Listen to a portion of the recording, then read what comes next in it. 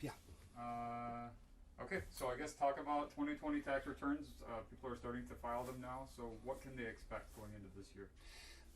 Today is the first day that electronic tax returns are being accepted by the IRS.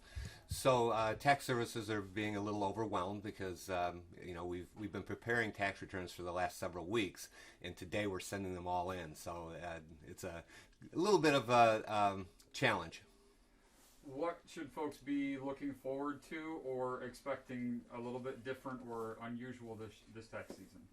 One of the things that everyone needs to do is make sure when you prepare your tax return, whether it's through a professional or you're doing it yourself, you have to know how much stimulus payment you received in 2020 and how much you received in 2021. These amounts are not taxable, but the government wants to make sure that you got what you're entitled to. If they gave you too much, they're not going to ask for it back. If they didn't give you enough, they will include it on your refund this year. Talk about the baby stimulus.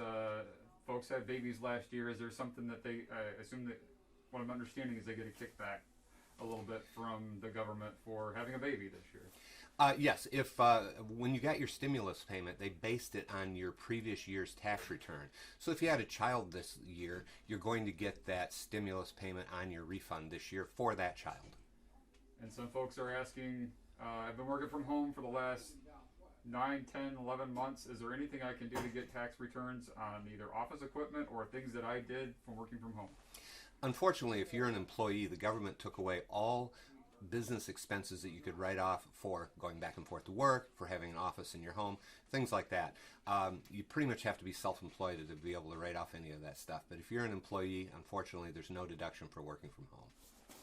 And there was one more, and I forgot what it was. One of the things about the earned income credit.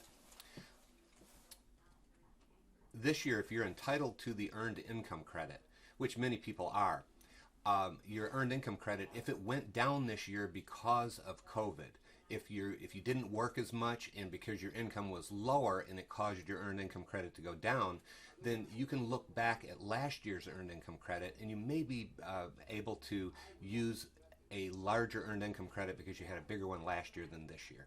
Does that kind of go hand in hand with unemployment as well? Folks that have been on unemployment or had to, unfortunately, file for unemployment this year?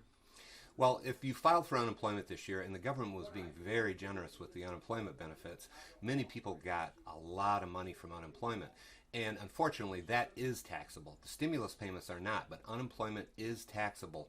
And some people didn't have taxes withheld from their unemployment. So it can cause them to have a lower refund or possibly even owe because of those large unemployment payments. And tax deadline this year is?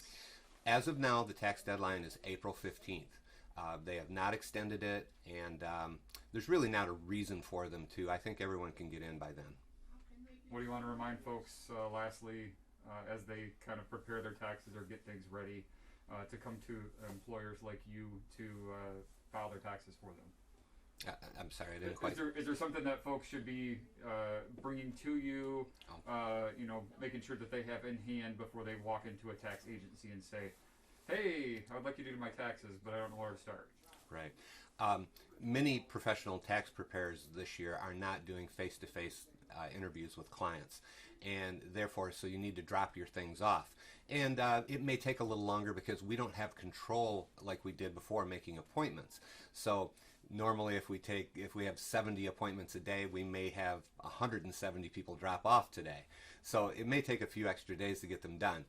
You want to make sure and tell your tax preparer about any changes that you've had on your tax return since last year, such as how much stimulus payments you received for both years, if you changed your bank account for your direct deposit, changed your address, had a child, anything like that. Just make sure and let your tax preparer know so that you have a good, accurate tax return. Awesome. Anything else you want to add that I missed? No, I don't think so. Perfect.